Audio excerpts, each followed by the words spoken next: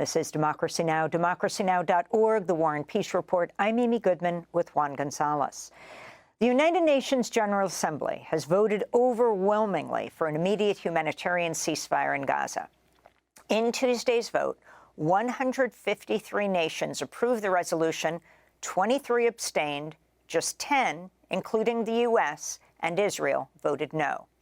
Though non-binding, the UN vote is another indication of the mounting isolation of the United States as it continues to support Israel's assault, which has killed over 18,000 Palestinians in a little over 2 months. The vote came just days after the United States vetoed a UN Security Council resolution calling for a ceasefire. Meanwhile, President Biden's delivered his sharpest criticism yet of Prime Minister Benjamin Netanyahu. During a donor event in Washington, D.C., Biden criticized what he called Israel's, quote, indiscriminate bombing of Gaza. In a moment, we'll be joined by the Palestinian UN diplomat, Nada Tarbush. But first, let's turn to a speech she gave in November at the UN in Geneva. It went viral. Israel said something that should make all of you shudder. It effectively said, I can kill any and every person in Gaza. The 2.3 million people in Gaza are either terrorists or terrorist sympathizers or human shields, and are therefore legitimate targets. Every person, according to Israel, falls into one of these three categories: a child, a journalist, a doctor, a UN staff, a newborn baby in an incubator. And so, according to Israel, it can kill them and then have the audacity to come to this room and tell the world with a straight face, we are acting in accordance with international law. The death of each of the over 11,350 people killed over the past month, be it children, journalists, UN staff, the sick, the elderly, according to Israel, was justified. Think about that for a moment and let it give you pause. Anyone espousing this warped logic has no shred of humanity, no sense of morality, and no knowledge of legality. But guess what? Your carpet explanation for carpet bombing will not fly. People are not fools. The people in this room are seasoned diplomats who are well-read, have a knowledge of history, and many of whom have seen your government make the same arguments during your 6 previous military aggressions on Gaza in the past 15 years. They have seen you resort to collective punishment, targeting of Palestinian children, journalists, medical staff, aid workers before. They have seen you forcibly transfer our communities, colonize our lands, demolish our homes, and evict families from their own properties since the 7th of October and for the 75 years that preceded it. That was Palestinian UN diplomat Nada Tarbush speaking November 17th, almost a month ago. At the time, the death toll in Gaza from Israel's assault was about 11,000. Today, it's over 18,600. Nada Tarbush joins us now in an exclusive interview from Geneva, where she serves as counselor to the Permanent Observer Mission of the State of Palestine to the United Nations in Geneva.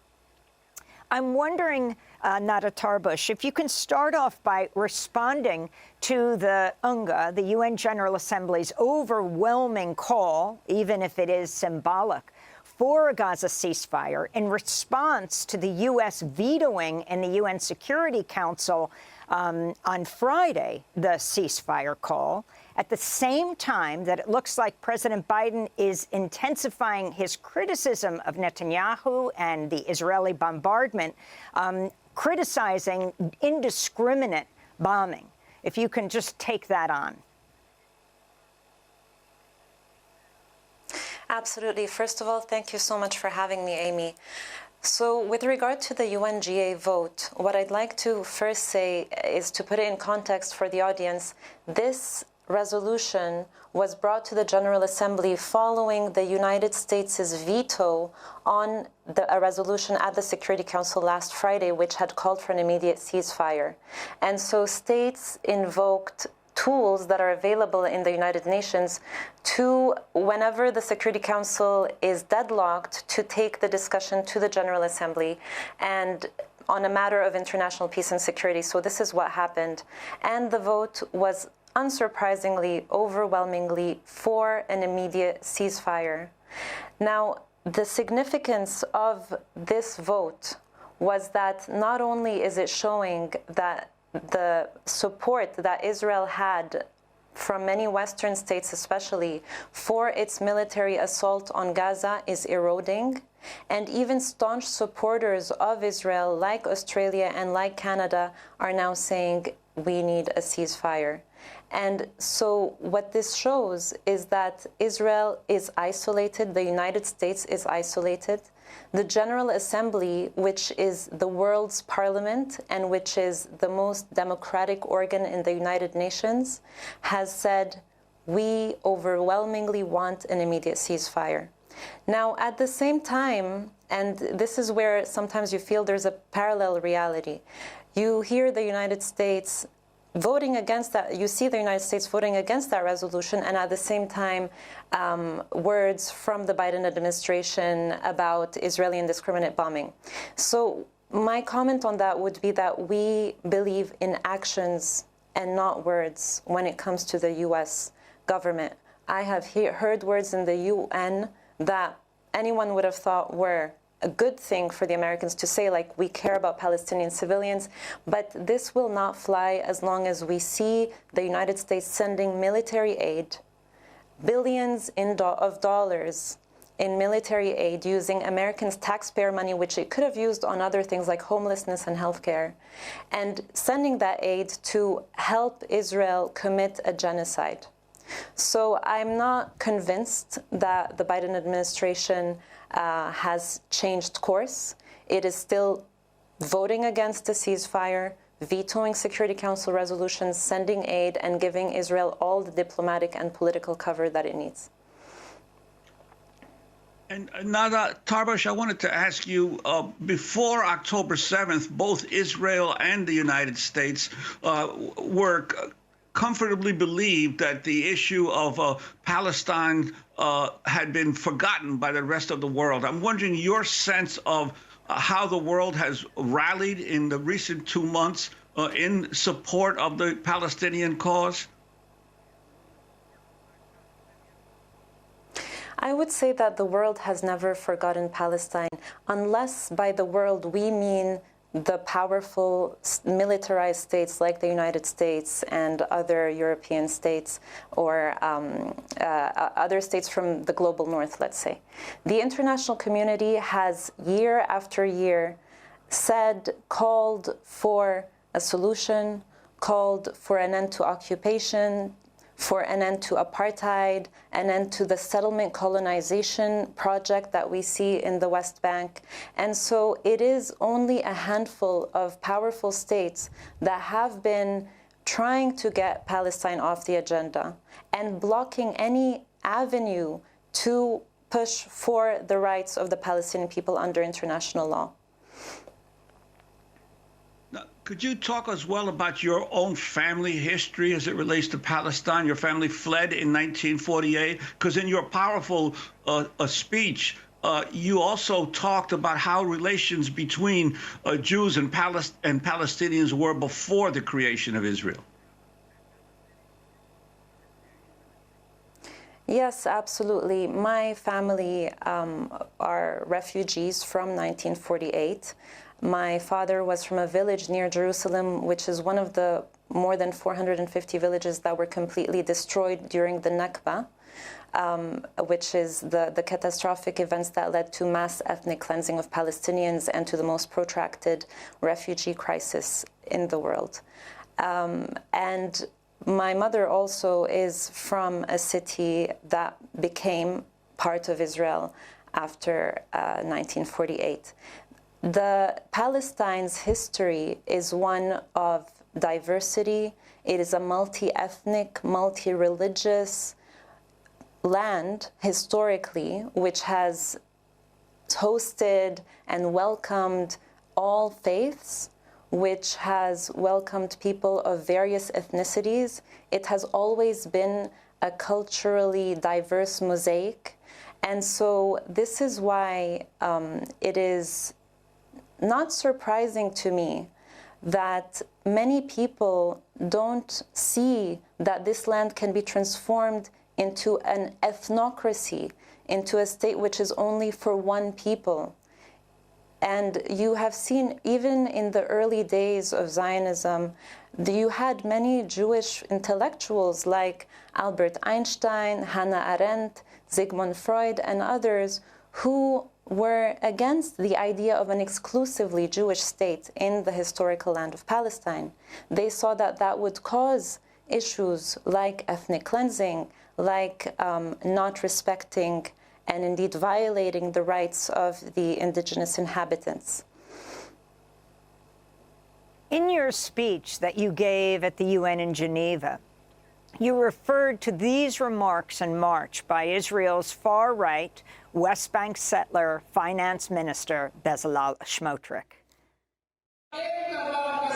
There is no such thing as a Palestinian. There is no such thing as a Palestinian people. Do you know who is Palestinian? I am Palestinian. So that is the finance minister, part of Netanyahu's government, Smotrich, saying there's no such thing as a Palestinian. And for people, in case you had any trouble hearing this, I am a Palestinian, he said. I was wondering if you can respond.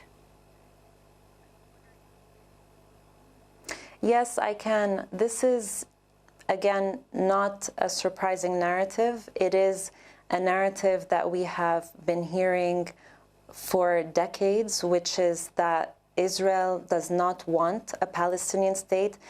Golda Meir, a former Israeli prime minister, said that there's no such thing as a Palestinian people. Palestinians have been dehumanized since the creation of Israel and even before. And, you know, in order to try and justify this settler colonial project. And there was the myth of a land without a people for a people without a land. But there were people on this land, and they are the Palestinian people. And so for us to hear these kind of racist and colonialist slogans is consistent with what Israel has been doing in terms of action throughout these years, which is to try and get rid of the maximum of Palestinian inhabitants from Palestine, from the West Bank, from Gaza, and to try and replace them with Israeli settlers. And so, you know, they're just saying explicitly what they have been doing. And I think that in Gaza now, what we are seeing is the continuation of this policy of mass ethnic cleansing, of forced displacement, of trying to get rid of the Palestinian population in order to take over the land. You also and note, so, you know, even the Biden. Please. You also note in your speech in September that Netanyahu held up a map on what he called the new Middle East that did not show Palestine during his speech, the United Nations General Assembly. It did not show the West Bank, East Jerusalem, or Gaza. Explain what he's putting forward. And then President Biden now saying to this group of donors that he's criticizing Netanyahu, saying that he is doing this in Gaza because he doesn't want a Palestinian, a two-state solution. Indeed, yes. So again, this is not the first time that the Israelis have shown maps which completely delete the West Bank and Gaza and incorporate them into Israel and call them Israel. I mean, this has been done consistently. Jerusalem, East Jerusalem, as West Jerusalem and East Jerusalem were annexed. There are annexationist policies happening in the West Bank with the construction of settlements and the wall and the whole settler colonial infrastructure. And in Gaza, this is a similar project is underway. And Gaza and the West Bank have been occupied for 56 years. Palestinian dispossession has taken place for 75 years. It is an ongoing Nakba. It is a continuation of mass ethnic cleansing and annexationist policies. Now, the problem with them formally annexing these lands is that they would have to give the right to vote to the Palestinians, whose land they would be annexing. So instead, they try to get rid of the Palestinians before annexing the land. But the plan has been clear, and it is a plan to take over what remains of Palestine, which is very little, what remains of historic Palestine. The West Bank and Gaza constitute 22% of historic Palestine. With the settlements, this has reduced dramatically, and they're trying to take over whatever little bits are left.